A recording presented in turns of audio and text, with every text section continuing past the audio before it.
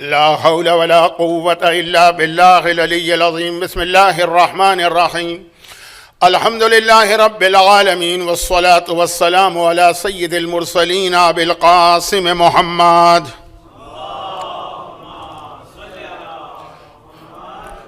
وآله الطيبين الطاهرين الذين أذهب الله عنهم الرجس وطهرهم تطهيرا. اللهم صل سيما للإمام المنتظر والحجة الثاني عشر عجل اللهم له الفرج، ولعنة الله على أعدائهم أجمعين من الأزل إلى الأبد. أما بعد، فقد قال الله عز وجل في كتابه المبين: بسم الله الرحمن الرحيم.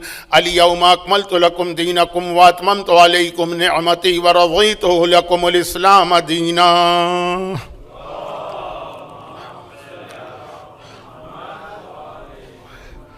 آج کی یہ مجلس ہمارے 10ویں امام کی شہادت کے حوالے سے ہے،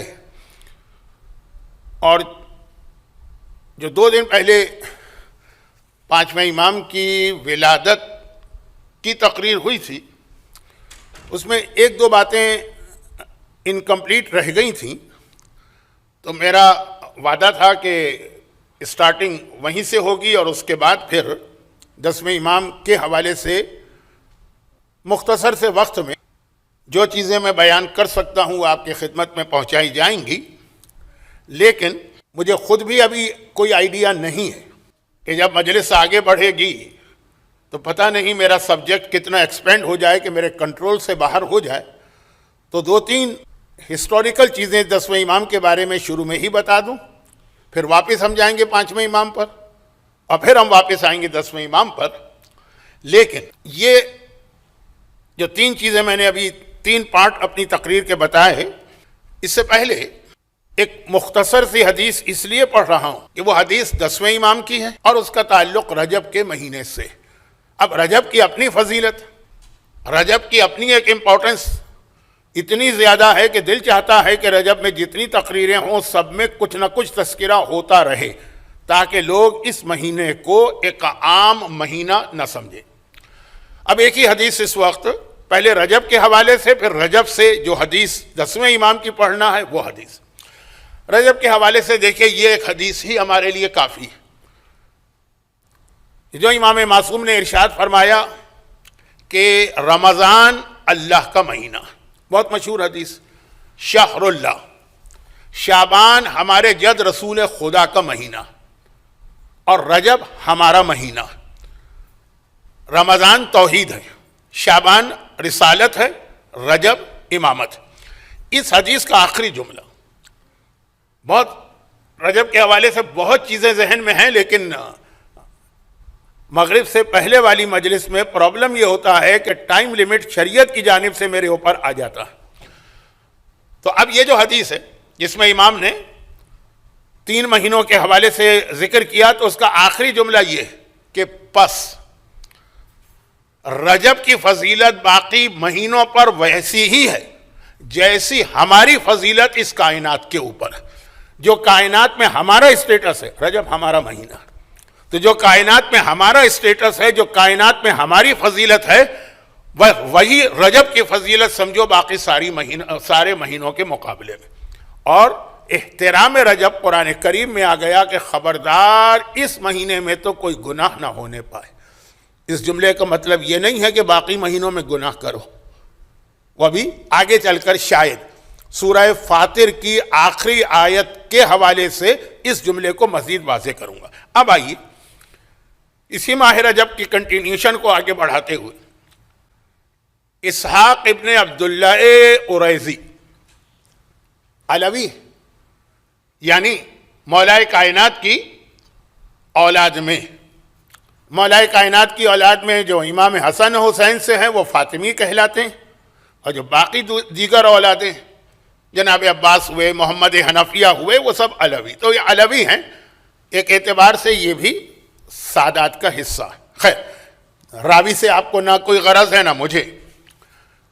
امام 10ویں امام، حالات انہی کے پڑھ رہا ہوں، حدیث بھی انہی کی پڑھ رہا ہوں، تعلق اس کا رجب کے مہینے سے. امام سے ملاقات کے لیے یہ اپنے علاقے سے مدینے پہنچے تو پتہ چلا کہ امام معصوم آج کل مدینے میں نہیں، لیکن مدینے سے بہت دور بھی نہیں، مدینے سے بالکل باہر معصومین کی ایک بہت اہم پراپرٹی اور جائیدادیں تھی، وہاں پہ امام گئے ہوئے۔ جیسے مثلا اتنا فاصلہ ہوگا مدینے سے اس جگہ کا جیسے کوئی جیلانگ جائے یا جیسے کوئی بیلرٹ جائے۔ اب یہ مدینے سے وہاں پہنچے، جیسے امام معصوم کی خدمت میں پہنچے، میں نے اسی لیے ان کا تعارف کرایا کہ بہرحال ہے تو ایک ہی خاندان۔ امام معصوم نے ان کو دیکھا، کہا، مسکرا کے کہا کہ اے اسحاق ابن عبداللہ، مجھے پتا ہے کہ تم کیوں مجھ سے ملنے آئے ہو۔ دیکھیں نارملی یہ ہوتا ہے کہ آپ کسی عالم سے ملنے گئے، وہ گھر میں نہیں ہے، پتہ چلا بیلرٹ گئے ہوئے، آپ نے کہا ٹھیک ہے 2-4 دن کے بعد دوبارہ آؤں گا۔ لیکن اگر آپ ان کو ڈھونڈتے ہوئے بیلرٹ جائیں، اس کا مطلب یہ ہے کہ کوئی ایسا آپ کے پاس مسئلہ ہے کہ آپ کو اپنے واپس جانے سے پہلے ہر صورت میں ملاقات کرنا۔ تو امام نے جیسے ہی دیکھا مسکرا کے کہا، مجھے پتا ہے کہ تم میرے پاس کیوں آئے ہو، تمہارے باپ اور چچا میں جھگڑا ہو رہا ہے نا۔ اب یہ لفظ شاید میں نے غلط استعمال کر دیا، کیونکہ ہمارے یہاں لفظ جھگڑا جو ہے نا وہ نگیٹو سینس میں ہوتا ہے، شاید ہندی اور اردو میں ہے بھی نگیٹو، لفظ بدل دو۔ امام نے کہا مجھے پتا ہے تمہارے باپ اور چچا میں بحث چل رہی ہے اور ان دونوں نے تمہیں بھجوایا ہے میرے پاس۔ اب یہ بہت دور رہتے ہیں، باپ اور چچا دونوں ایجڈ ہوں گے، وہ تو نہیں آ سکتے، تمہیں بھجوایا ہے۔ کہا کہ ہاں فرزند رسول، آپ نے بالکل ٹھیک کہا۔ اور کہا میں یہ بھی بتا دوں کس بات پر بحث ہو رہی ہے، تمہارے باپ اور تمہارے چچا میں یہ ڈسکشن ہو رہا اور یہ بحث ہو رہی ہے کہ سال کے اہم ترین روزے کون سے ہیں۔ تو میں تمہیں جواب دیتا ہوں کہ روزہ اللہ کی ایک ایسی عبادت ہے کہ ہمیشہ وہ اہم ہے اور ہمیشہ اس کا ثواب ہے، سوائے وہ چند دنوں کے جب روزہ حرام اور گناہ ہو جاتا ہے۔ خیر، لیکن 4 تاریخوں سے زیادہ اہم کوئی روزہ نہیں۔ پھر وہاں امام نے وہ حدیث ارشاد فرمائی جو آپ ہمیشہ سنتے رہتے کہ پہلا روزہ 17 ربیع الاول جو ہمارے جد رسول خدا کی ولادت ہے، سیکنڈ روزہ 27 رجب، یہی مہینے کا 27 جو پیغمبر کا اعلان رسالت، جس مقصد کے لیے اللہ نے پیغمبر کو اس دنیا میں بھیجا ہے، وہ مقصد 17 ربیع الاول کو پورا نہیں ہوا، وہ 27 رجب۔ اور تیسرا 25 ذی قعدہ، جب اللہ نے یہ دنیا بنائی یا بچھائی پانی پر، اور اسی دن حضرت نوح کی کشتی جا کے کوہ جودی پہ ٹھہری۔ اور چوتھا 18 ذی الحجہ، جب ہمارے جد کی ولایت کا اعلان ہوا ہے، اسی آیت سے جو میں نے مجلس کے شروع میں تلاوت کی۔ امام نے کہا یہ 4 روزے سال میں باقی تمام روزوں کے مقابلے میں سب سے اہم ہے۔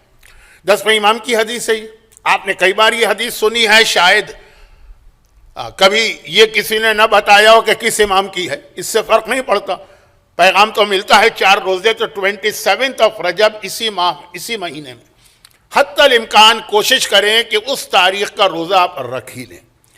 یہ حتی الامکان میں نے اس لیے کہا کہ بہرحال ساؤدرن ہیمسفیئر میں سمر شروع ہو چکا اور اس میں بھی خاص طور پہ آسٹریلیا روزے بھی لمبے ہیں اور گرمی بھی بہت زیادہ ہے۔ آج بھی جو لوگ ہمت کر کے اس مجلس میں آ گئے ہیں، واقعاً ان کو داد دینے کو دل چاہتا ہے کہ اتنی شدید گرمی میں جب آدمی اپنے ضروری کاموں کے لیے بھی گھر سے باہر نہیں نکلتا۔ خیر امام معصوم کی شہادت سے زیادہ ضروری کام کیا ہے، لیکن کبھی ذرا سا سستی پیدا ہو جاتی ہے کہ گھر میں بیٹھے بیٹھے تقریر سن لیں گے۔ تو ان حالات میں اس طرح سے تو میں روزے کی اہمیت نہیں بتا سکتا کہ وہ لوگ بھی روزہ رکھ لیں کہ جن کے لیے حرام ہو جاتا ہے، لیکن حتی الامکان 27 رجب۔ اب اس وقت جو میں نے بات کہی اس میں 2 جملے میں وضاحت کر دوں، اس کے بعد پھر اپنے موضوع کو آگے بڑھوں۔ پہلا جملہ یہ میں نے کہا، یہ مومن کی ایک کوالٹی بتائی ہے 5ویں امام نے، کچھ حدیثیں 5ویں کی، کچھ حدیثیں 10ویں کی، ملا کی تقریر کو آگے بڑھانا ہے۔ یہ کوالٹی ایک مومن کی بتائی گئی ہے۔ اب میں حدیث بھی نہیں پڑھ رہا ہوں کیونکہ حدیث پڑھوں گا پھر وضاحت کروں گا، بہت ٹائم گزرے گا۔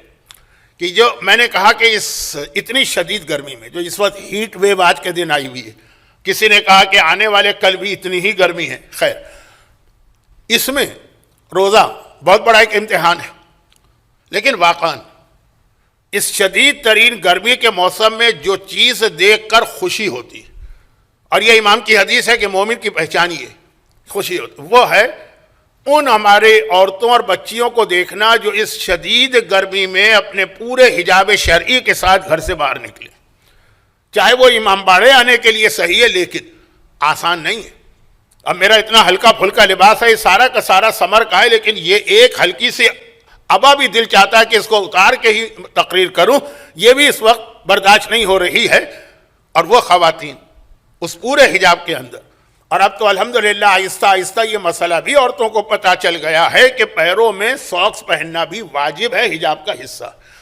اب یہ لفظ ذرا سا ٹیکنیکل ہے، میں اس کی تشریح میں نہیں جاتا ہوں. پیر چھپانا واجب ہے، لیکن آپ نے عراق میں دیکھا ہوگا انتہائی شدید گرمی ہے لیکن کیسا حجاب ہوتا ہے. تو جب یہ مومن کی پہچان ہے کہ جب وہ کسی حکم خدا کی پابندی دیکھتا ہے اس کا دل خوش ہو جاتا ہے.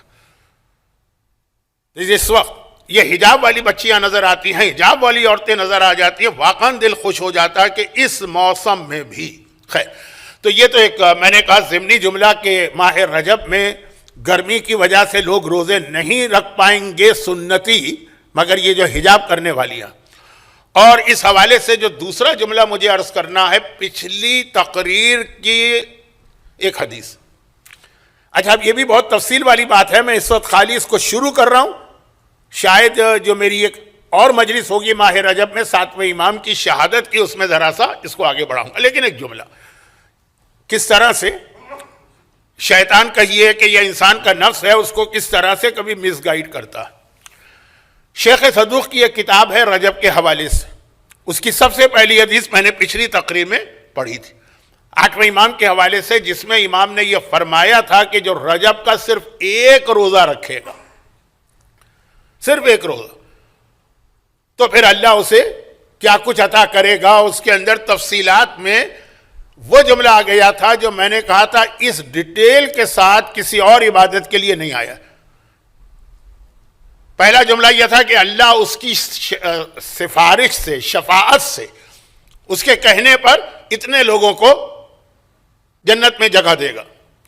پھر دوسرا جملہ تھا کہ کچھ ایسے ہیں کہ جن کے بارے میں کچھ کہے گا بھی نہیں، لیکن چونکہ اس نے رجب کا روزہ پورے خلوص کے ساتھ رکھا تو اس کی وجہ سے اللہ اس کے باپ کو اور ماں کو اور بھائی کو اور بہن کو، پوری لسٹ تھی نا، اور پھر پھوپھی کو اور پھر چچا کو اور پھر ماموں کو اور پھر خالہ کو اور پھر اس کے پڑوسیوں کو اور پھر اس کے دوستوں کو. اب سنیے، وہ حدیث سننے کے بعد ایک مومنہ نے مجھ سے کہا کہ مولانا پہلے میرا ارادہ تھا کہ ایک روزہ تو کم از کم رجب میں رکھوں گی. جو 27 رجب کی اہمیت تو آپ کو معلوم ہی ہے، میں نے بھی بتائی، ایک تو رکھنا. اب یہ ارادہ میں نے کینسل کر دیا. کیوں؟ کہا کہ آپ نے جو وہ حدیث پڑھی اس حدیث میں یہ ہے کہ چچا کو اور خالہ کو اور ماموں کو اور پھوپھی کو، میری پھوپھی نے مجھ پر اتنا بڑا ظلم کیا ہے کہ میں یہ کبھی برداشت نہیں کر سکتی کہ میرے روزے کی وجہ سے اللہ ان کو جنت میں بھیجے. اور پھر اس نے بتایا بھی کہ کیا ظلم کیا ہے، اور واقعاً بہت بڑا ظلم ہے.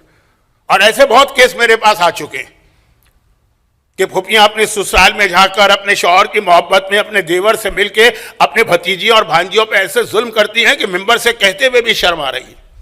لیکن بہرحال بتایا ظلم کے، میں روزہ رکھوں گی، میں اس کی سفارش بھی نہیں کروں گی. سفارش کا پہلا جملہ تھا نا کہ خدا قبیلہ ربیہ اور مضر کے جانوروں کے برابر گناہگاروں کو معاف کرے گا. یہ باقی جو لسٹ آئی ہے اس میں یہ سفارش بھی نہیں کہے گا، مگر چونکہ روزہ اس نے رکھا ہے تو اللہ اس کی برکت سے ان تمام لوگوں کو. اور ایسی بہت روایتیں کہ ایک بچہ بسم اللہ پڑھتا ہے پورے قبرستان پہ سے عذاب دور ہو جاتا ہے، جبکہ اس بچے کے ذہن میں بھی نہیں. ایک آدمی چھوٹی سی نیکی کرتا ہے، اس کے اطراف میں بیٹھے ہوئے سب لوگ اس کی وجہ سے بخش دیے جاتے ہیں. تو اس نے کہا اتنا بڑا ظلم کیا ہے کہ میں تو اپنی پھوپھی کو معاف نہیں کر سکتی ہوں، میری زندگی تباہ کر دی. تو ہر چیز میں، اب یہ لفظ یاد رکھیے، یہ آگے کی تقریر میں آنے والا، ہر چیز کے اندر ایکسیپشنز ہوتے ہیں. اچھا ٹھیک ہے، اب یہاں روکیے بات کو، کیونکہ جو بات مجھے کہنا تھی وہ میں نے آپ تک پہنچا دی ہے. اب آ جائیے پرسوں کی تقریر سے ربط ملاتے ہوئے آج کے موضوع پر. یہ جو جملہ میں نے کہا ہر چیز میں ایکسیپشن ہوتے ہیں، اس کی وضاحت تقریر کے آخر میں 10ویں امام کے ایک مشہور واقعے میں ہوگی. اور یہی ایکسیپشنز کی وجہ سے ہمیں ضرورت پڑ جائے گی مرجے کی.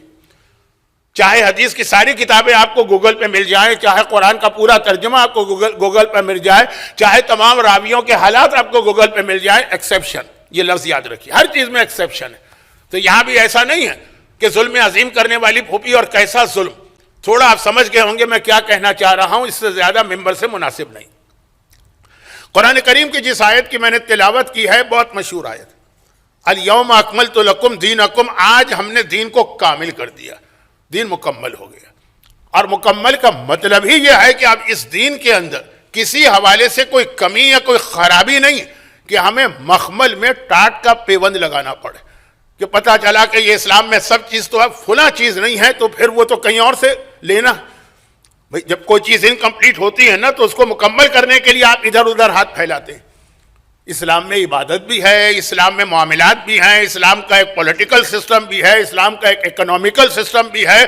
اسلام نے ہر چیز اسلام کے اندر ہے. یہ آیت کہہ رہی ہے, میں اس کی تفصیل میں نہیں جا رہا ہوں کیونکہ میں یہ سمجھ رہا ہوں کہ اس مجمع کے سامنے اس کی تفصیل میں جانے کا مقصد اس کا ٹائم ویسٹ کرنا. ولایت علی کے ذریعے سے دین مکمل ہوا. اب بہت خطرناک جملہ کہہ رہا ہوں, لیکن اس لیے کہہ رہا ہوں کہ آج کل اس انداز سے باتیں کی جاتی ہے کہ واضح کرنا. یاد رکھیے قرآن نے کہا ولایت علی کے ذریعے دین مکمل ہوا. ولایت علی مکمل دین نہیں ہے, دین تھا, اس کے اندر ولایت آئی, دین مکمل ہوا ہے. مکمل کا مطلب ہی ہے کہ اس کے علاوہ بھی باقی چیزیں ہیں. ولایت علی کا نام لگا کے شراب پیے جائے, ولایت علی کا نام لگا کے لوگوں کا حق کھائے جائیں, ولایت علی کا نام لگا کے, آیت بتا رہی کہ دین پہلے سے ہے, اس میں کچھ کمی تھی, کچھ نہیں بہت کچھ کمی تھی, لیکن ولایت علی نے آ کے اس کو مکمل کیا, دین مکمل ہو گیا. اب ہر چیز اس کے اندر ہے. مگر یاد رکھیے کہ ساری دنیا کی تاریخ یہ بتاتی کہ اہم ترین چیز جو ہوتی ہے وہ اکنامکس ہوتی ہے. حکومتیں جو ہیں وہ خالی فوجی طاقت سے کام نہیں چلاتی جب تک کہ ان کی اقتصادی حالت یا اکنامیکل کنڈیشن اچھی نہ ہو. اب ہمارے یہاں آج کل کی دنیا میں ایک جملہ کہا جاتا ہے, وہ بھی سن لیجیے, گرچہ یہ میرا ڈپارٹمنٹ تو نہیں, کہ رشیا جیسی سپر پاور ختم ہو کے رہ گئی صرف اس لیے کہ فوجی طاقت بہت بڑی تھی, لیکن اکنامکس پہ انہوں نے توجہ نہیں دی. میں ادھر نہیں جا رہا ہوں, بات کہیں کی کہیں چلی جائے گی. اچھا یہ بھی بتا دوں کہ فوجی طاقت بھی ضروری, یہ بھی بتا دوں کہ اکنامیکل کنڈیشن بھی ہونا ضروری, اور ساتھ میں پھر یہ بھی عرض کر دوں کہ اچھی گورننس ہونا بھی ضروری ہے. بہت ہی اچھی اکنامیکل کنڈیشن ہے, فوجی طاقت بھی بہت زیادہ ہے, گورننس اچھی نہیں ہے. لیبیا کے معمر قذافی کے بارے میں جو کہا جاتا ہے, لیکن اتنی باتیں میں چھیڑ دوں گا تو آج کا موضوع کہاں جائے. یہ مختصر جو ابھی میں نے جملے کہے نا, یہ مختصر ایک جملے میں سمٹ گئے. پیغمبر نے جو اسلام ہمارے سامنے پیش کیا اس میں ابو طالب تھے جو گورننس کی مثال ہے, خدیجہ تھی جو اکنامیکل سسٹم کی مثال ہے, علی ہیں جو ملٹری پاور کی مثال ہے. یہ تین چیزوں کے بغیر اسلام نہ آگے بڑھ سکتا تھا نہ باقی رہ سکتا.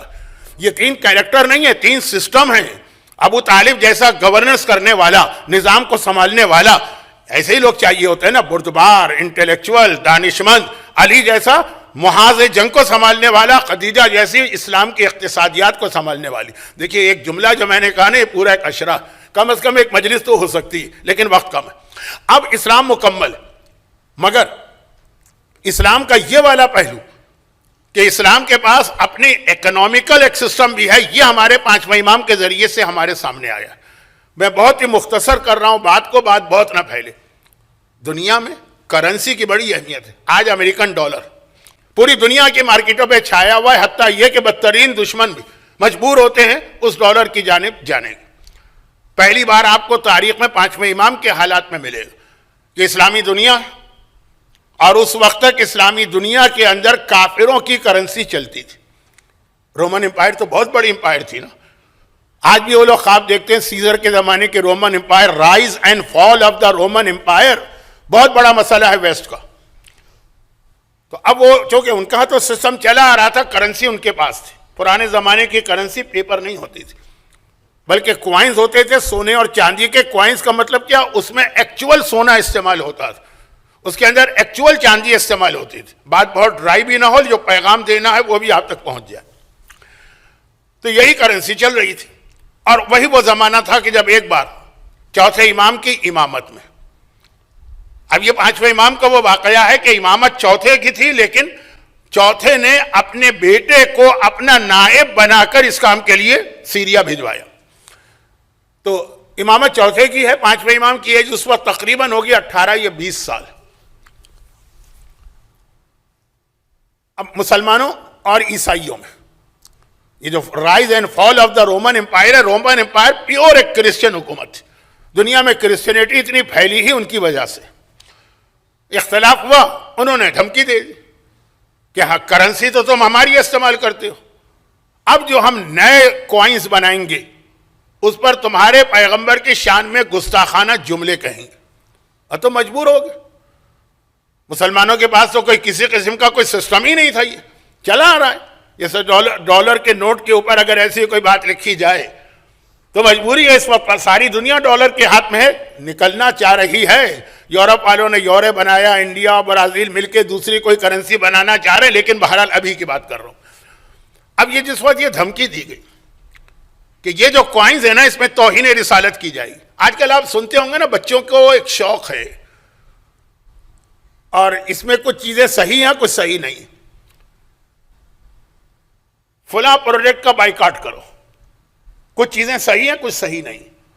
اب جو بائیکاٹ کرو وہ جو اس وقت جو مسئلہ غزہ کا چل رہا ہے اس سے ہٹ کر اس سے پہلے جی وہ اس لیے بائیکاٹ کرو کہ پیپسی کا یہ مطلب ہے، کوک کو اگر آپ مرر میں دیکھیں گے تو اس کے اندر محمد بن رہا ہے، نائکی کے فلاں جوتے پر آپ دیکھیں گے تو لفظ اللہ بن رہا ہے۔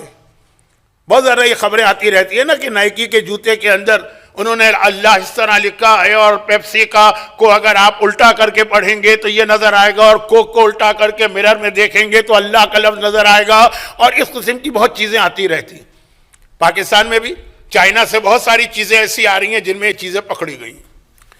اب ان میں کچھ چیزیں ریئل ہیں کچھ چیزیں ریئل نہیں ہیں، وہ چھوڑ دیجئے۔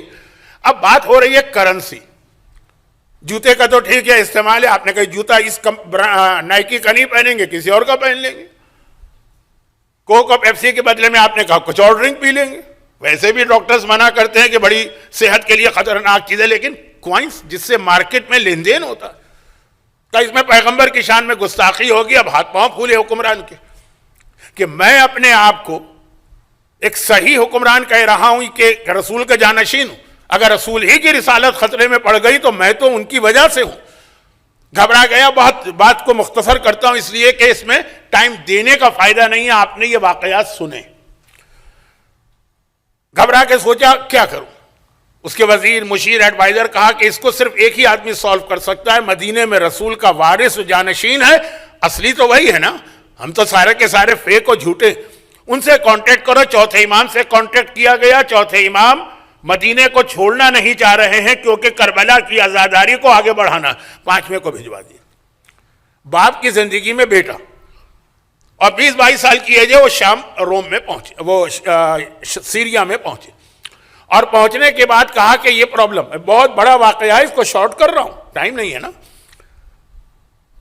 کہا کہ یہ پرابلم، اس کا سلوشن تو بہت آسان ہے، جو ابھی بھی بعض پروڈکٹ کے بائیکاٹ کے حوالے سے پھر ہوا نا کہ اگر ہم اس کا بائیکاٹ کریں تو کیا کریں، کہا اپنی چیزیں بنا لو۔ کتنے سارے سافٹ ڈرنک مارکیٹ میں آ گئے اسی وجہ سے کہ پیپسی اور کوک نہیں پینا ہے تو پھر کیا پینا، کچھ تو پینا ہے نا، جن کو عادت پڑ گئی۔ امام یہ تو خیر بچوں جیسی بات تھی، یہ کون سا زندگی کا لازمی حصہ ہے، لیکن کرنسی تو لازمی حصہ، پوری مارکیٹ چلتی ہے۔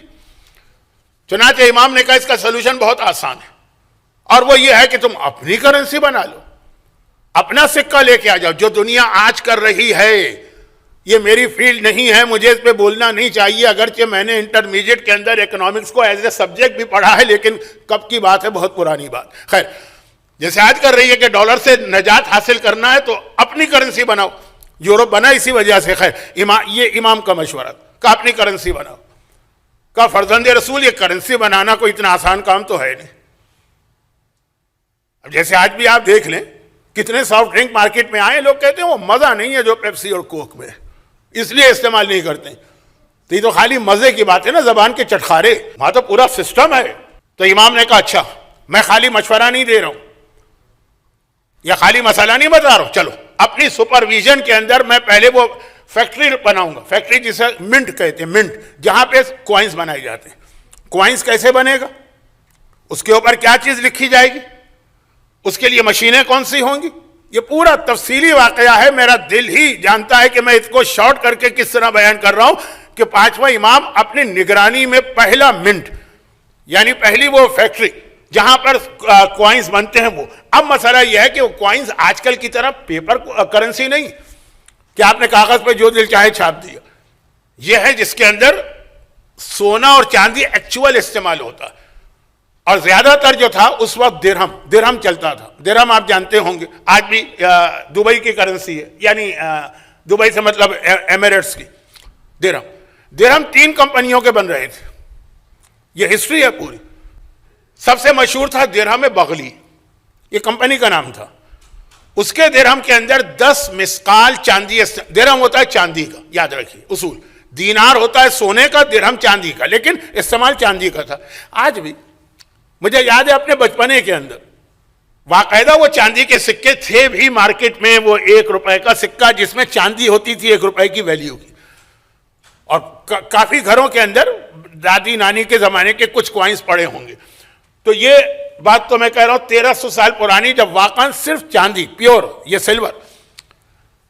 اب یہ تھا کہ 3 کمپنیوں کے چل رہے ہیں سکے درہم چاندی کے. ایک کمپنی بناتی ہے 10 مسقال. اچھا مسقال آپ کے لیے سمجھنا مشکل ہے, یہ جو ہے نا وزن کرنے کا ایک پیمانہ ہے, جیسے اونس ہوتا ہے, جیسے گرام ہوتا ہے. چلے 10 گرام, ایک میں 10 گرام چاندی ہوتی ہے. ایک اور کمپنی کا درہم ہے, وہ درہم کے اندر 6 گرام چاندی ہوتی ہے. تیسری کمپنی کا درہم ہے وہ 5 گرام. اور یہ تینوں درہم مارکیٹ میں رائج ہیں, جیسے ڈالر ہے. ایک ہے امریکن ڈالر, ایک ہے کینیڈین ڈالر, ایک ہے آسٹریلین ڈالر. اگر آپ یہاں نہ آتے آسٹریلیا میں, اپنے ملک میں ہوتے, تو شاید آسٹریلین ڈالر آپ کو پتہ بھی نہیں ہوتا. پاکستان میں آپ نام لیں گے ڈالر کا, فوراً ذہن میں امریکن ڈالر آتا ہے.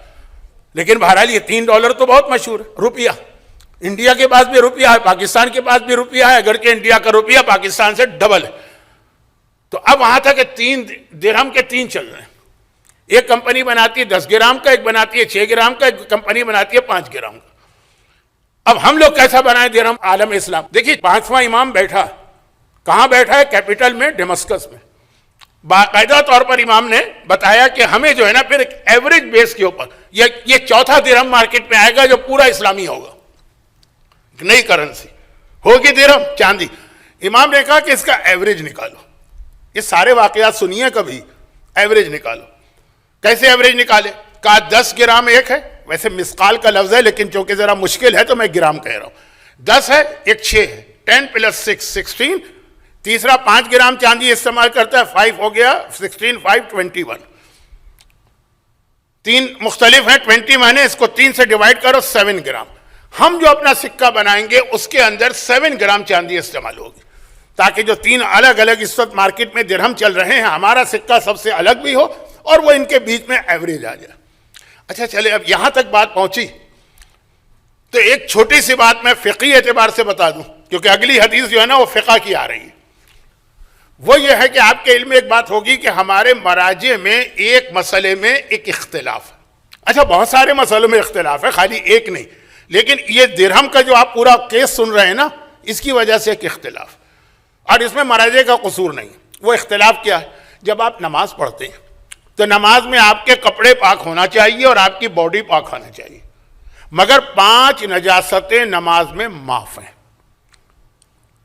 اب وہ پھر وہ الگ الگ مسئلہ ہے, 5 الگ الگ چیزیں, زخم کا خون اور ایسی چھوٹی چیز پہ کوئی نجاست لگی ہو جو جسم کو چھپا نہ سکے, ٹوپی کی نجاست معاف ہے, گھڑی کی نجاست معاف ہے, عورتوں کے جو چوڑیاں ہوتی ہیں یا بینگل وغیرہ وہ نجاست معاف ہے, بیلٹ کی نجاست معاف ہے, موزے کی نجاست معاف ہے.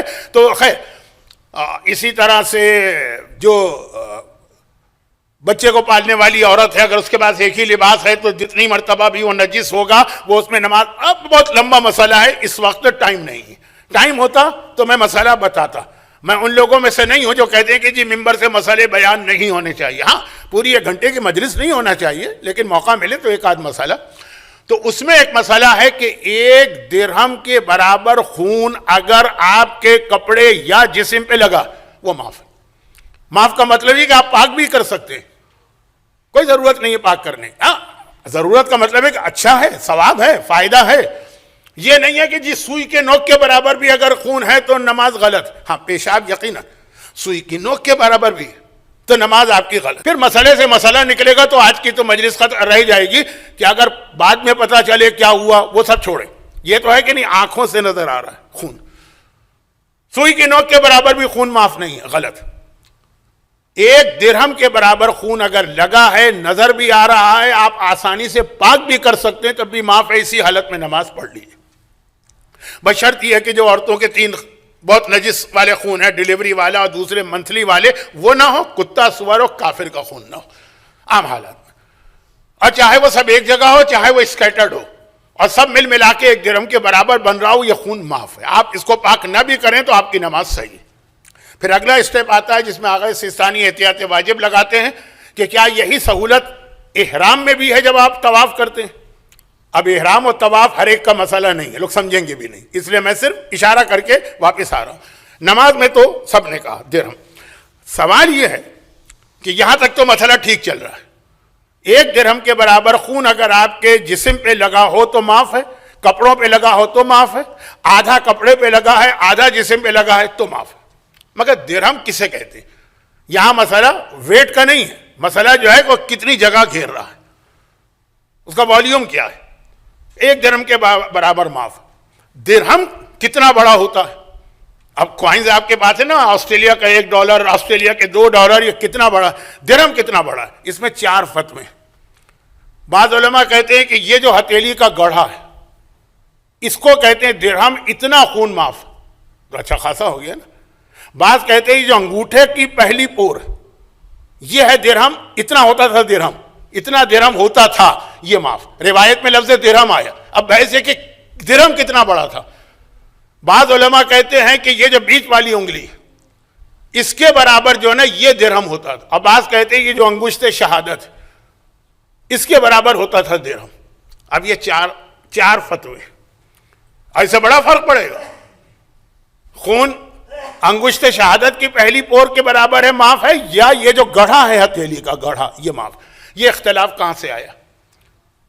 یہ اختلاف آیا اس وجہ سے کہ اس زمانے میں 4 درہم تھے مارکیٹ میں، ایک 10 گرام والا، ایک 7 گرام والا، ایک 6 گرام والا، ایک 5 گرام والا۔ اب یہ 7، 6، 5 بہت قریب ہیں، اس لیے 3 انگلیوں کی پہلی پور بہت قریب، اور 10 درہم والا بہت بڑا ہوگا، 10 گرام والا۔ اب روایت میں تو صرف یہ آیا کہ امام معصوم نے فرمایا کہ 1 درہم کے برابر خون معاف ہے حالت نماز میں، وہ عورتوں کے 3 خون نہ ہو، کتے سور اور کافر کا خون نہ ہو، یہ معاف۔ درہم کسے کہتے ہیں؟ کون سا درہم؟ وہ روایت میں تشریح نہیں آئی، اسی لیے علماء کے فتوے میں اختلاف ہوا۔ مرحوم آغا خوئی اور مرحوم امام خمینی کہتے تھے انگشت شہادت کی پہلی پور، لیکن آغا سیستانی کہتے ہیں کہ یہ انگوٹھے کی پہلی پور، اس سے بڑا، وہ انہوں نے 7 درہم والی روایت کو لیا۔ خیر، مسئلہ یہ ضمنی بات آ گئی ہے کہ یہ 5ویں امام اپنے سامنے بٹھا رہے ہیں، تینوں درہم سامنے ہیں کہ یہ 10 گرام والا، یہ 6 والا، یہ 5 والا ہے، کہ ان کا ایوریج نکالو، ہم جو بنائیں گے وہ نہ ان کا لیں گے، نہ ان کا لیں گے، نہ ان کا لیں گے، ہم اپنا بنائیں گے ایوریج 7 گرام۔ اور پھر وہ سکہ امام نے اس کی مشین بتائی کہ شیشے پہ رکھ کے اس طرح تھا، وہ اس کے اوپر وہ انگریونگ ہوگی نا، اس کی ویلیو لکھی جائے گی، اس پہ کلمہ لکھا جائے گا، وہ شیشے کے اوپر رکھ کے کس طرح، سارا امام اپنی نگرانی میں کر رہے ہیں، اور پورا سسٹم بنا کر پہلا لاٹ 7 گرام والے درہم کا امام نے تیار کرایا کہ اب اس کو اسلامی دنیا میں پھیلا دو۔ اب کیونکہ ایک دن کے اندر تو پرانے درہم ختم نہیں ہوں گے، کہا کہ وہ سب فیز آؤٹ کرتے جاؤ، یہ نئے آتے جائیں گے، نتیجے میں ایک وقت میں خالی یہ رہ جائے گا۔ تو ایک ایسا وقت آیا 5ویں امام کی امامت میں کہ 4 درہم چل رہے تھے، یہ 4 فتوے آپ کے سامنے آ گئے۔ خیر، یہ تو ضمنی بات آ گئی، وقت بہت گزر گیا، پورا سسٹم بنا کے دیا امام نے۔ اور پھر وہی اس کا خلاصہ یہ تھا کہ وہ قوم ترقی نہیں کر سکتی ہے، اپنے پیروں پہ کھڑی نہیں ہو سکتی ہے، اور وہ قوم کافروں کی غلامی سے آزاد نہیں ہو سکتی ہے جس کے پاس خود اپنا اکنامیکل سسٹم نہ ہو، اور ہم ہیں اہل بیت۔ کاش یہ عالم اسلام پہلے دن سے ہی علی کی خلافت و امامت کو مان لیتا تو آج یہ عالم اسلام ہی دنیا کا حکمران ہوتا، لیکن یہ ضمنی بات آ گئی۔ تو خالی وضو کے مسئلے نہیں بتائے، خالی نجاست طہارت کے مسئلے نہیں بتائے، خالی نکاح اور طلاق کے مسئلے نہیں بتائے، خالی میت کے مسئلے نہیں بتائے، پورا اکنامیکل سسٹم بنا کے دیا، اور خالی بتایا بھی نہیں، بنا کے دیا پورا۔ امام نے اپنے سپرویژن کے اندر یہ سارا کام کیا، اس میں ٹائم لگا، اس لیے چوتھے امام خود نہیں آئے تھے کہ امامت کی ذمہ داریاں مدینے میں ادا کرنا ہے، 5ویں کو بھیجا تھا۔ اچھا، اب یہ تو ہوا اس کے ذریعے سے، سورہ مائدہ کی آیت، لیکن اس سے زیادہ یہ کہوں کہ غدیر والی آیت اس کے ذریعے واضح ہو گئی کہ اسلام مکمل دین. آ کے دیکھو، اگر کسی کے ذہن میں یہ اچھا، اب اس کے بعد یہ ہوا کہ جب یہ اس کو رومن امپائر کو پتا چلا کہ یہ سارا مسئلہ ہے، تو بڑی ریکویسٹ وغیرہ کی کہ ہمارا ایک کرنسی جاری رکھیے، لیکن بہرحال پھر ان کو منہ کی کھانا پڑی. عالم اسلام میں 5ویں امام کا بنایا ہوا یہ کرنسی سسٹم رائج ہو گیا، مسلمان بالکل آزاد ہو گئے. اچھا یہ کیا تھا؟ یہ تھا کہ اسلام مکمل دین ہے، اس کی ایک تفسیر، اس کی ایک وضاحت، اس کی ایک تصویر. دیکھو اسلام مکمل دین ہے. اچھا ایک لفظ ہوتا ہے دین، ایک لفظ ہوتا ہے ایمان. یہ امام نے بتایا اسلام مکمل دین ہے، یہ سسٹم بھی اسلام کے اندر. اور یہ سب سے سخت سسٹم ہوتا ہے، بہت آسان نہیں ہوتا، سب سے مشکل ہوتا ہے کسی ملک کی اکنامی کو سنبھالنا. پھر آئیے ایمان پر. اب ہمارے پاس انہی 5ویں امام کی ایک حدیث آئی، یہاں سے میں 10ویں پہ آ رہا ہوں. اسلام مکمل دین ہے، آ کے دیکھو. ہم نے زبان سے بھی بتایا، ہم نے نہیں بتایا، قرآن نے بتایا، اور ہم نے عملاً اس کو ثابت کر کے دکھایا.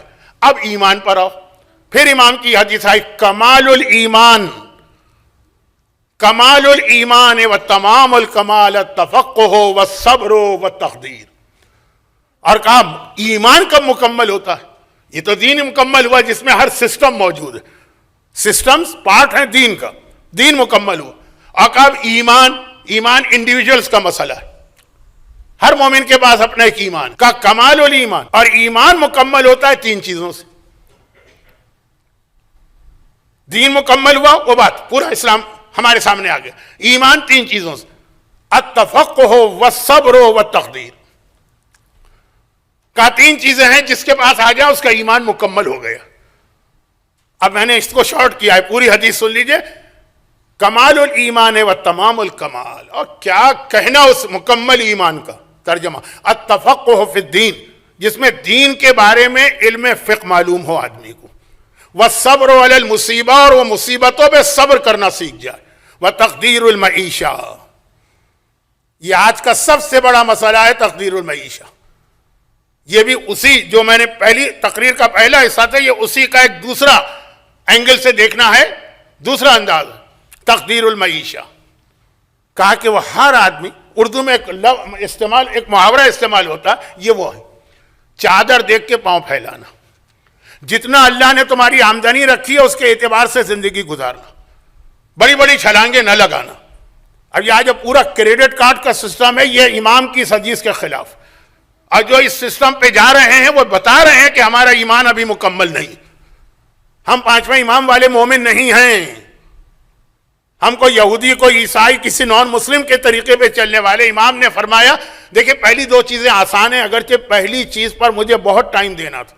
التفقہ فی الدین، ایمان کب کامل ہوتا ہے؟ جب دین کے مسائل میں تمہارے پاس تفقہ ہو، غور و فکر اور علم فقہ ہو تمہارے پاس. بہت اہم علم ہے یہ. وہ امام معصوم جو اپنے ماننے والوں کی ذرا سی تکلیف پہ تڑپ اٹھتے ہیں. یہاں تک روایت ہے کہ جب کسی مومن کو تکلیف پہنچتی ہے تو امام زمانہ بیمار ہو جاتے ہیں اس کی تکلیف دیکھ کر. وہ فرماتے ہیں، 5ویں کی حدیث ہے، 6ٹھے کی حدیث ہے اور 8ویں کی حدیث، میرے ماننے والوں کے سروں پہ کوڑے مارو تاکہ اسی حوالے سے وہ علم دین حلال و حرام کو سیکھیں. تو بہت اہم چیز ہے، لیکن یہ ایک پوری الگ تقریر چاہتی ہے. ہو سکتا ہے کہ 7ویں امام کی شہادت کی مجلس اگر میں نے پڑھی، ویسے تو ہے میرا وعدہ، لیکن اس وقت تک زندہ رہا اور اس قابل رہا کہ تقریر کر سکوں، تو شاید اس لفظ کو زیادہ وہاں واضح کروں، کیونکہ حدیث 6ٹھے کی ہے، 5ویں کی اور 8ویں کی ہے. تفقہ. پھر والصبر علی المصیبہ، یہ مومن کی کوالٹی ہے مصیبت پہ صبر کرنا. صبر بہت بڑی چیز ہے. اللہ نے مومن کو جو کوالٹیز دی ان میں one of the best quality. بھئی پورا اسلام بہت ہی شارٹ کر کے قرآن کی کس آیت میں آیا ہے، وَالْعَصْرِ إِنَّ الْإِنسَانَ لَفِي خُسْرٍ إِلَّا الَّذِينَ آمَنُوا وَعَمِلُوا الصَّالِحَاتِ وَتَوَاصَوْا بِالْحَقِّ وَتَوَاصَوْا بِالصَّبْرِ. صبر کی منزل آئے گی. قرآن بشارت کن کو دیتا ہے، وَبَشِّرِ الصَّابِرِينَ الَّذِينَ إِذَا أَصَابَتْهُمْ مُصِیبَةٌ قَالُوا إِنَّا لِلَّهِ وَإِنَّا إِلَیْهِ رَاجِعُونَ. صبر کرنے والے بہت بڑی چیز، یعنی اتنی بڑی چیز ہے یہ صبر. کوالٹی، ریوارڈ، ثواب، معصومین کو خوش کرنے کا طریقہ کہ شاید مومن یہ کہے کہ اللہ کرے میرے گھر میں روزانہ ایک نئی مصیبت آئے تاکہ میں منزل صبر سے گزروں.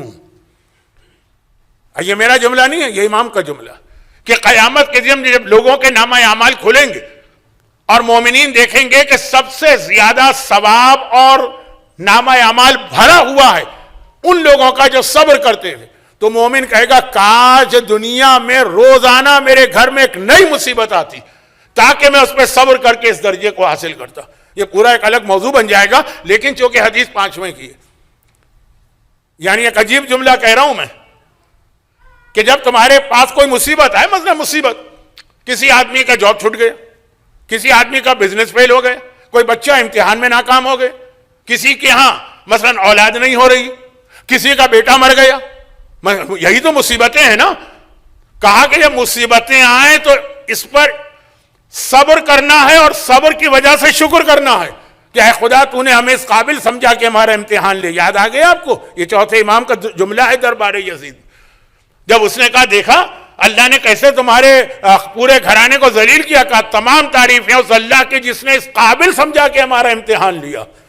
تو بہت یہ 5واں امام کہہ رہا ہے ایمان مکمل ہوگا جب صبر کرنا سیکھو گے. اور تقدیر المعیشہ، یہ بہت اہم چیز ہے.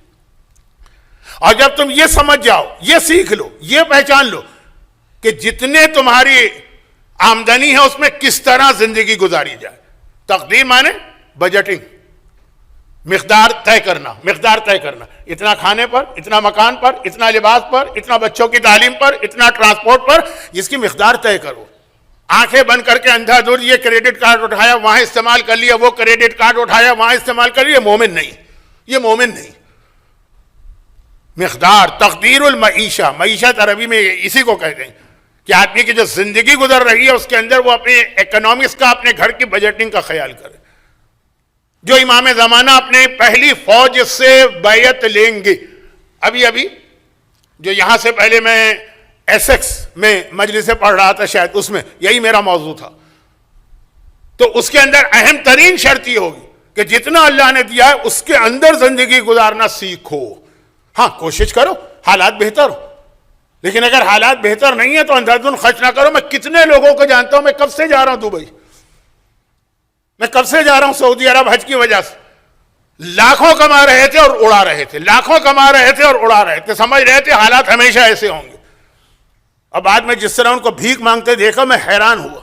آپ کا اتنا اچھا جاب تھا، آپ کی اتنی اچھی تنخواہ تھی، آپ کی اتنی اچھی آمدنی تھی، میں بہترین مکان لے لیا، بہترین گاڑی لے لی، روزانہ پارٹیاں ہو رہی ہیں، 2,000 درہم 3,000 درہم کی دعوتیں ہر ویکینڈ پہ ہو رہی ہیں.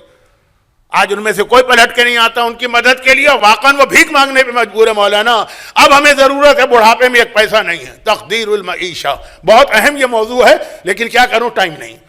کہا یہ 3 چیزیں، جب یہ 3 چیزیں ہوں گی تو تمہارا ایمان کامل ہوگا، دین کامل ہوگا. جب یہ سسٹم سمجھو گے اب ایمان کامل ہوگا.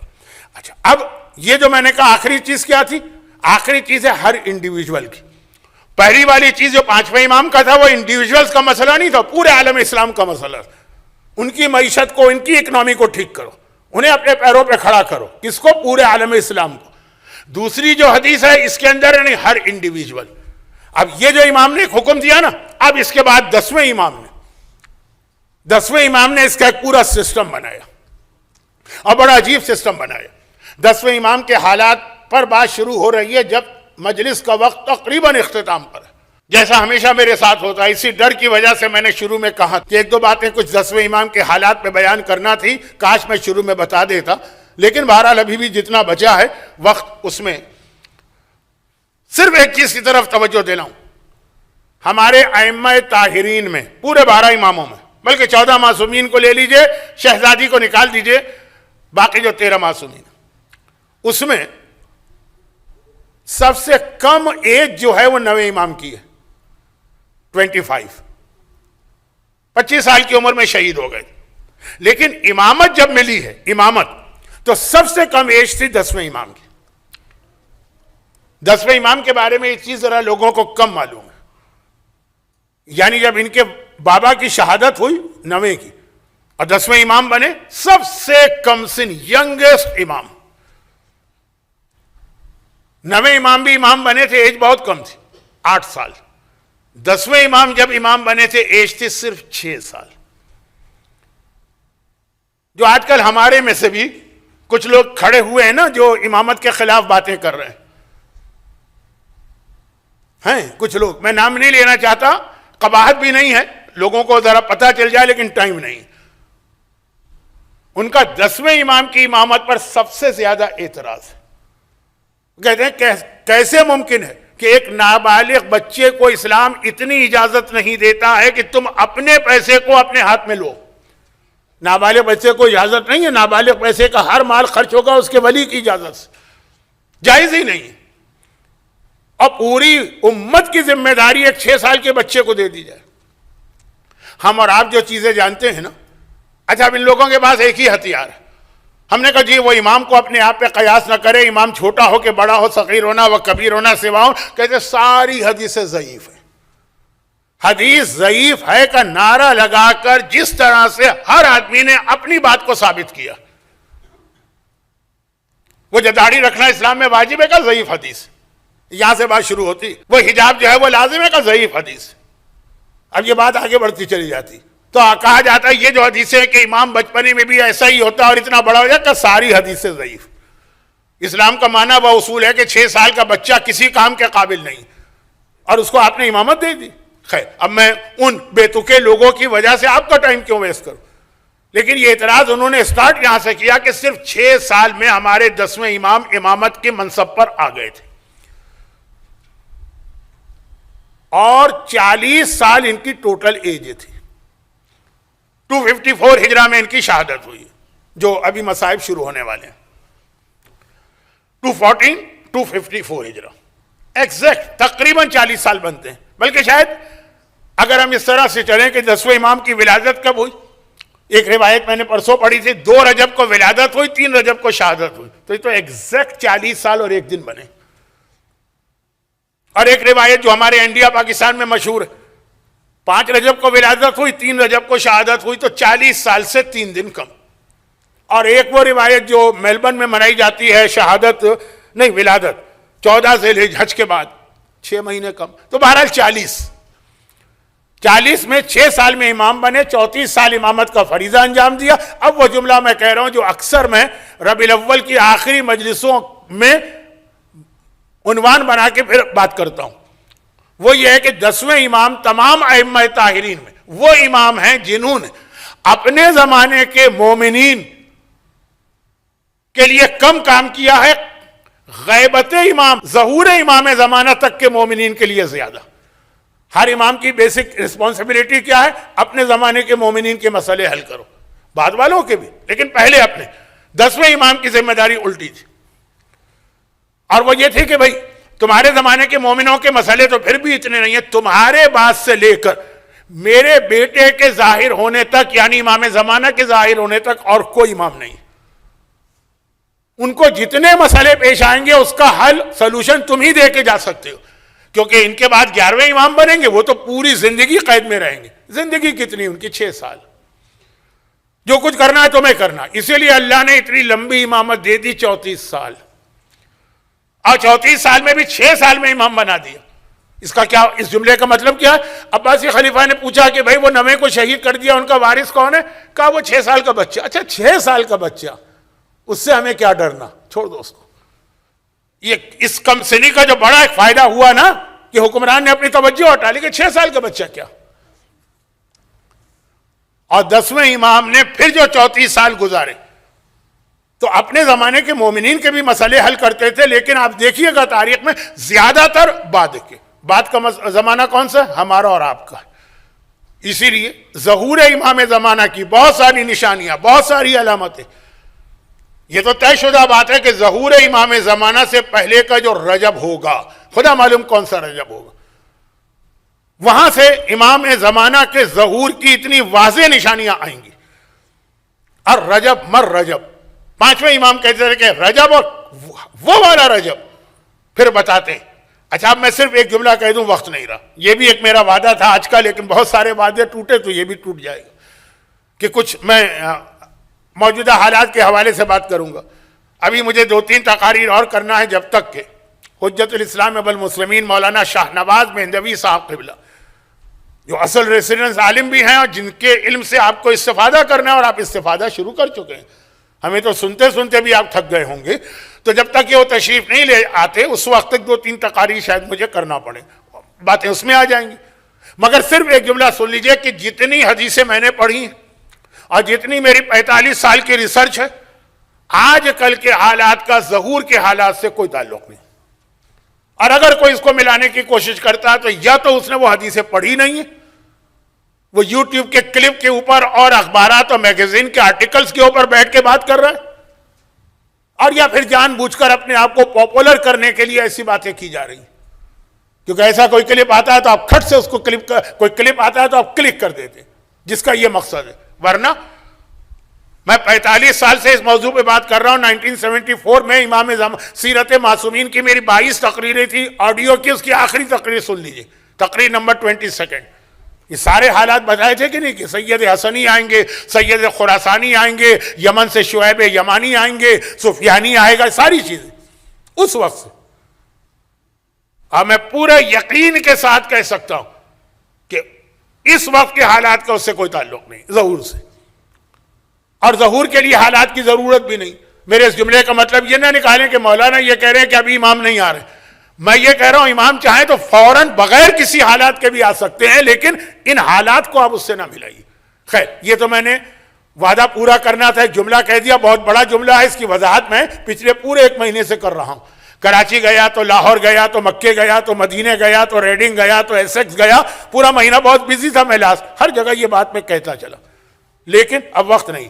صرف یہ بتا رہا ہوں کہ غیبت میں جو سخت ترین زمانہ شیعوں کے لیے ہوگا سرپرست نہیں ہے. تو آپ 10ویں امام نے وہ ساری چیزیں تیار کر کے ہم کو دی کہ کم از کم ہم اس دور کے اندر گمراہی سے بچ جائیں.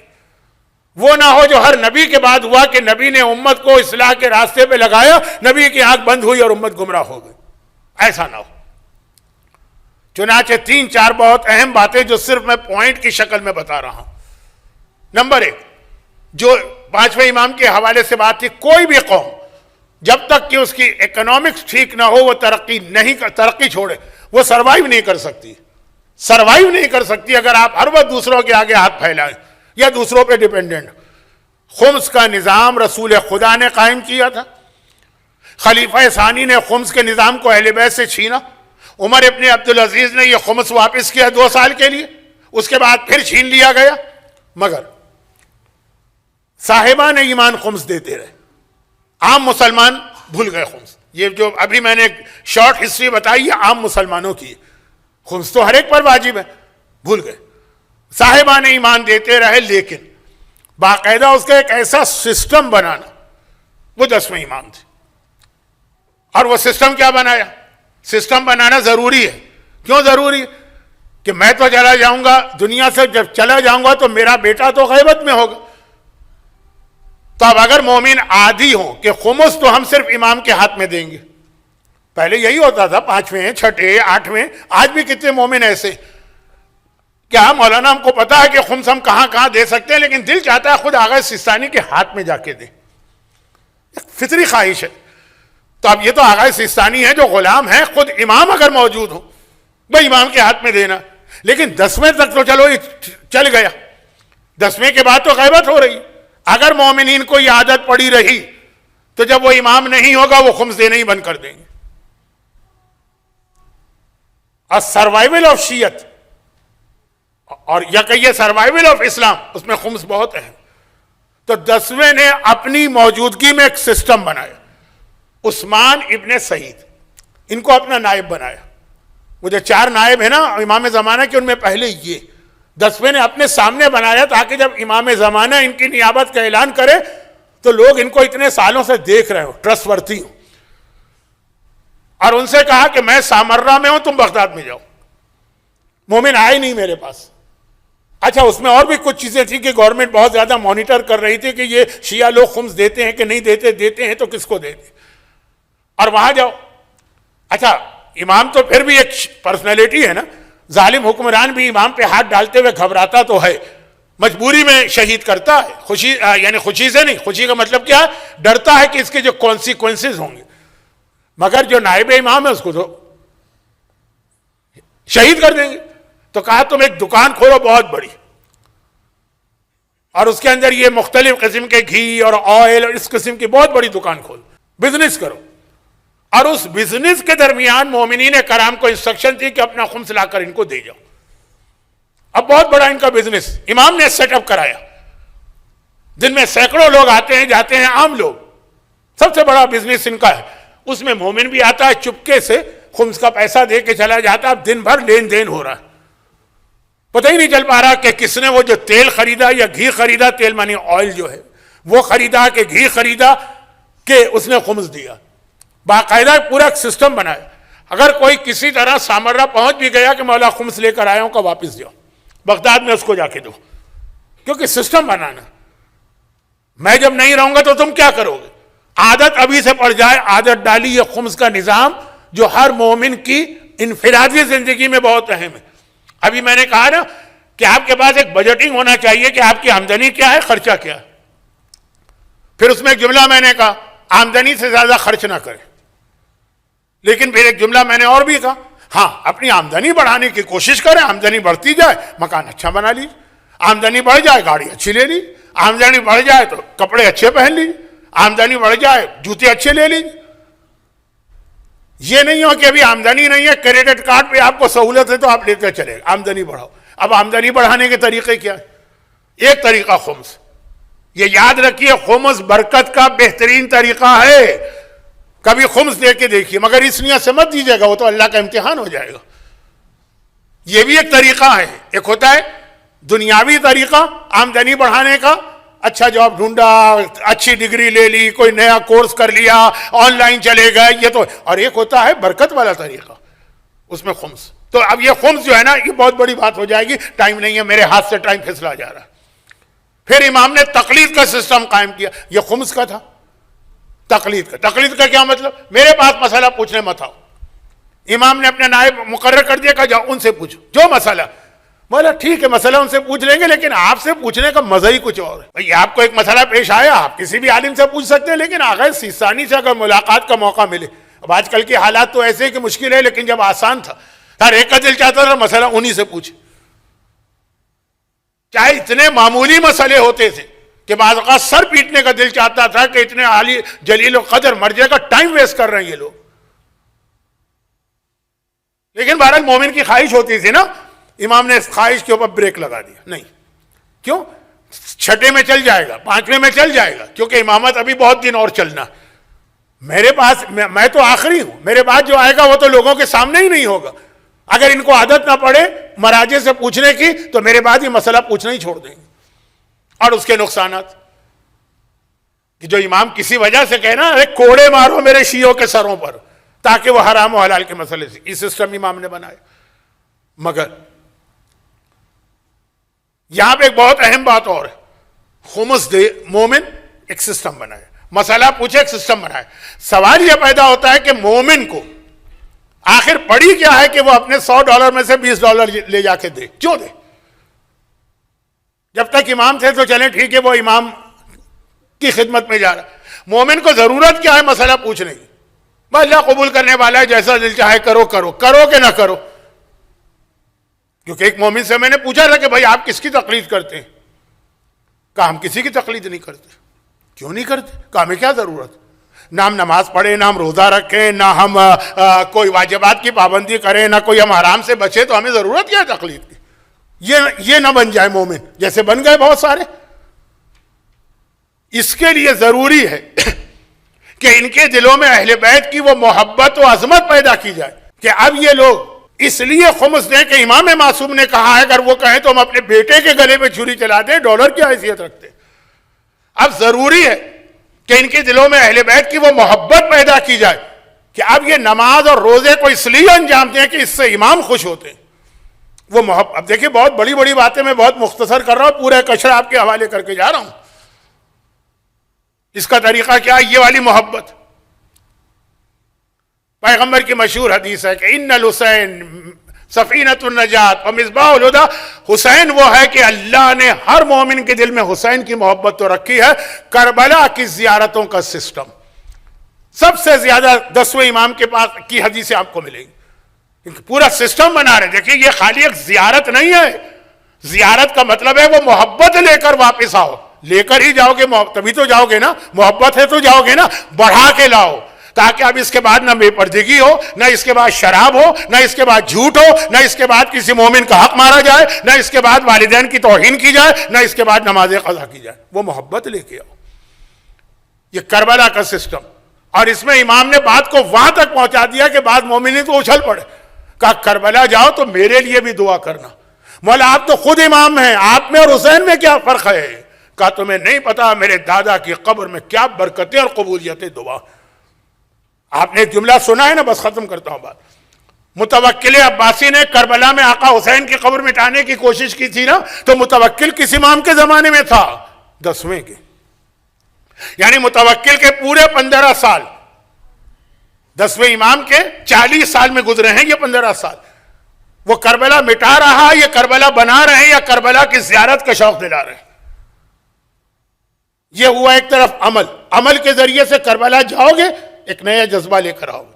دوسری جانب قول, زیارت جامعہ اہل بیت کے فضائل کی اتنی بڑی مثال, اتنا بڑا قصیدہ. اہل بیت کے جتنے فضائل زیارت جامعہ میں ملیں گے کسی زیارت میں نہیں ملیں گے. وہ کس نے دیے؟ 10ویں امام نے. اور ان سب کا مقصد کیا ہے؟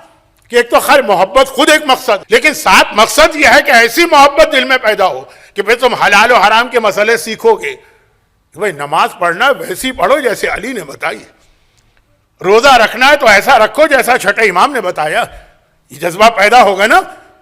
اور خمس, تو 10ویں امام کے حالات تو کتنے بیان کروں کہ ختم ہی نہ ہو سکے بات, لیکن یہ بہت ہی مختصر.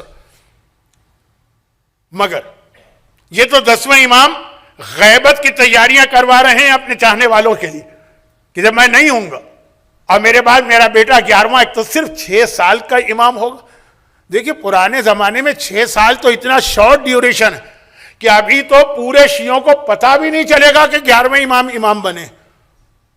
کوئی زمانے میں انٹرنیٹ کوئی تھوڑی تھا, اس زمانے میں کوئی یہ میسیجز کو تھوڑی تھے, واٹس ایپ کوئی تھوڑی تھا کہ آج کوئی واقعہ ہو تو 5 منٹ میں خبر پہنچ جائے.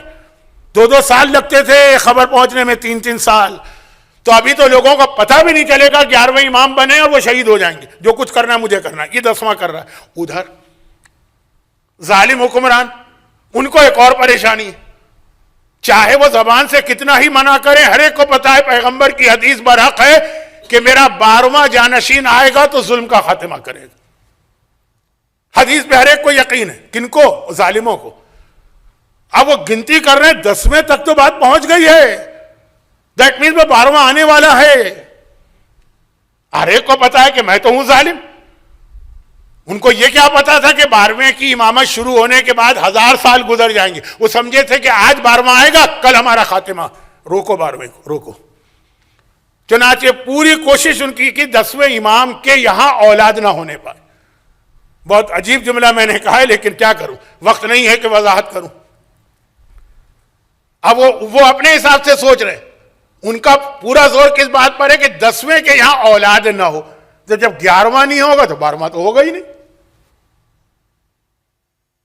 لیکن جیسے ہی پتا چلا کہ 10ویں کے یہاں اولاد ہے, اور اولاد بھی ایسی اولاد ہے کہ جس کی شادی بھی ہو گئی ہے. بہت مختصر میں نے بات کی, نرجس خاتون آ گئی, بہو آ گئی. بس حکمرانوں نے کہا یہ تو ہو گیا معاملہ گڑبڑ. اب یہ معاملہ گڑبڑ ہو گیا. اب جو 11ویں تک بات پہنچ گئی, اب 11ویں کے یہاں اولاد کو روکنا, مگر اس سے پہلے 10ویں کا خاتمہ کرو. اور پھر 2-3 واقعات اور ایسے پیش آ گئے جس کی وجہ سے اس زمانے کے جتنے بھی درباری ملا اور مفتی تھے سب 10ویں کے خلاف ہو گئے. چور کا ہاتھ کاٹنا ہے. 10ویں نے سارے اس زمانے کے تمام علماء کو, جو بڑے بڑے شیخ الاسلام, بڑے بڑے پگڑ اور امامے پہنے بیٹھے تھے, سب کو عام مسلمانوں کے سامنے ذلیل کر دیا. امام نے ذلیل نہیں کیا, ان کی جہالت نے ذلیل کیا, کیونکہ امام نے مسئلہ بتا دیا. چور والا واقعہ, ایک عیسائی نے مسلمان عورت سے حرام کاری کی. سارے مسلمان ایک طرف سے, 10ویں نے حقیقت بتا دی. مال کثیر کی منت مانی تھی. متوکل نے, سارے مسلمان علماء پریشان تھے, علماء کے مسئلے 10ویں نے دربار میں آ کے بتا دیا. روزانہ غلطیاں پکڑی جا رہی ہیں کن لوگوں کی, جو اپنے آپ کو تو پتہ نہیں کیا سمجھتے ہیں, مفتی اعظم, شیخ الاسلام. 1 بار 2 بار 3 بار بار بار لوگوں کے سامنے وہ ذلیل ہو رہے ہیں کہ تم اپنے آپ کو اتنا بڑا عالم کہتے ہو، اتنے مسئلے نہیں جانتے ہو۔ حکمران الگ پریشان ہے کہ 11ویں کے یہاں بیوی آ گئی ہے تو 12واں قریب آ گئے، تو پہلے ایک کا تو خاتمہ کرو پھر ان کو دیکھ لیں گے۔ اور ادھر یہ سارے علماء مل گئے کہ 1 دن ہو، 2 دن ہو، 3 دن ہو، ہر مسئلے میں ہم لوگوں کے سامنے ان کی وجہ سے ذلیل ہو رہے ہیں۔ چنانچہ سب ایک ہی پلیٹ فارم پر آ گئے کہ ان کا خاتمہ کرنا۔ اور آج کا دن آ گیا 3 رجب 254 ہجرہ، جب ہمارے 10ویں امام کو زہر دے کے شہید کیا گیا تھا۔ اور عجیب انداز سے 10ویں امام کی شہادت کا غم منایا 11ویں نے، جس وقت بابا کا جنازہ سامرہ کی گلیوں میں اٹھا ہے تو 11ویں امام کو لوگوں نے دیکھا گریبان چاک کر کے بابا کے جنازے میں آ رہے ہیں۔ دیکھیں ایسی روایت آپ کو کسی اور امام کے حوالے سے نہیں ملے گی۔ آقا حسن و حسین نے بھی اپنے بابا کا جنازہ اٹھایا تھا، گریبان چاک کر کے نہیں گئے تھے، گئے ہوں گے، تاریخ میں نہیں آیا۔ 11ویں کے بارے میں یہ آتا ہے اس طرح سے مجمع عام میں اپنا گریبان چاک کیا اور باپ کے میت کے ساتھ جا رہے ہیں کہ لوگوں کو دیکھ کے حیرت ہوئی۔ کسی نے آگے بڑھ کے کہا فرزند رسول، اللہ نے صبر کی بھی اہمیت، جو ابھی میں نے تقریر کی، صبر کرے نا، تو کہا میں نے کون سا ایسا کام کیا جو صبر کے خلاف ہے، یا آپ نے گریبان چاک کر لیا؟ کہ واہ ہو تیرے حال پر، ہارون کی موت ہوئی تھی تو موسیٰ جیسے نبی نے اپنے بھائی کی موت پہ گریبان چاک کیا، میرا بابا تو فخر ہارون ہے اور میں موسیٰ سے زیادہ افضل ہوں تو میرا بابا زیادہ حق رکھتا۔ ایک عجیب جنازہ سامرہ کی گلیوں میں گیا تھا، بڑی شان سے جنازہ اٹھا تھا۔ یہ تو ظالم حکمرانوں کا طریقہ ہوتا ہے سوائے یزید کے، زہر دے کے شہید بھی کرتے ہیں، جنازہ بھی بڑے احترام سے اٹھاتے ہیں۔ 11واں ساتھ چل رہا ہے، گریبان چاک، باپ کے جنازے کو کندھا دے رہا۔ مولا کی شہادت کے بعد جس طرح سامرہ میں یہ جنازہ گیا، اسی سامرہ میں چند ہی سال پہلے 10ویں امام کا ایک اور امتحان لیا گیا تھا، اس کا تذکرہ کر دوں کہ ایک دن متوکل نے حکم جاری کیا کہ آج بہت گرمی، دیکھیں میلبرن میں آج گرمی تھی نا، اس دن تو سامرہ میں بہت گرمی تھی۔ کہا کہ آج میں سامرہ کی گلیوں کے اندر سواری پہ بیٹھ کے جاؤں گا اور سارے سامرہ کے مرد سڑک کے اوپر دونوں طرف قطار بنا کے کھڑے ہو جائیں۔ پورا سامرہ چھتریاں لے کے سائے میں آ کے کھڑا ہے۔ متوکل کی سواری نکلی، وہ اپنی سواری پہ بیٹھا ہے، 2 غلام اس کے سر پہ چھتریاں لے کے کھڑے، مگر نہیں، کہا کہ 10ویں امام کو لایا جائے۔ 10ویں امام کو قید خانے سے لایا گیا، کہا کہ انہیں میری سواری کے آگے چلایا جائے۔ 10ویں امام کو سواری کے آگے چلایا جا رہا ہے، سر پہ امامہ نہیں ہے، پاؤں میں جوتی نہیں ہے، کہا ننگے سر ننگے پیر میری سواری کے آگے چلے، اور دیکھو غلاموں ہر تھوڑی دیر کے بعد سواری کی رفتار بڑھاؤ تاکہ 10ویں امام کو اپنی رفتار بڑھانا پڑے۔ اللہ رے گرمی، سورج چمک رہا ہے، انتہائی شدید دھوپ ہے، بادشاہ کے سر پہ بھی سایہ ہے، لوگوں کے سر پہ بھی سایہ ہے، مگر میرا 10واں امام ننگے سر ننگے پیر اس جلتی ہوئی زمین پر جلتے ہوئے سورج کے نیچے پیدل سواری کے آگے آگے چل رہا ہے۔ ایک بار کسی نے سنا، صرف ایک جملہ کہہ رہے ہیں، میرا رتبہ ناقہ صالح سے کم تو نہیں ہے۔ لوگوں نے کہا متوکل 3 دن میں مارا جائے گا، وہ مارا گیا، لیکن میرا دل چاہتا ہے ہاتھ جوڑ کر کہوں مولا آپ کا تابوت تو بڑی شان سے اٹھا، ابھی یہ مومنین بھی آپ کے تابوت کو کندھا دے کے زیارت کریں گے، لیکن تابوت سے پہلے یہ جو آپ پر ظلم عظیم ہوا کہ اس طرح سے آپ کو سامرہ کی گلیوں میں پیدل چلایا جا رہا تھا، آپ نے کیسے صبر کیا؟ کہا کہ ویسے تو مشکل ہے صبر کرنا، لیکن جب میرے دل میں خیال آیا کہ میں پیدل تو چل رہا ہوں، مجمع عام کے درمیان تو ہوں مگر اکیلا ہوں، آئے میرا دادا سجاد، اسے شام کے بازاروں میں اس طرح چلنا پڑا کہ بہنیں ساتھ ہیں، پھوپھیاں ساتھ ہیں، محمد کی نواسیاں زینب و کلثوم ساتھ ہیں، بس جب مجھے اپنا دادا یاد آیا تو اپنی مصیبت تو میں بھول گیا۔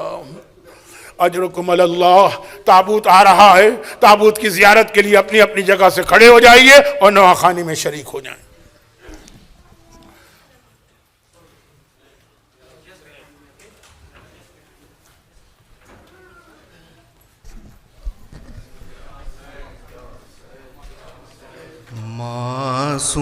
معصوم کے کاندھوں پہ جنازہ ہے نکی، کا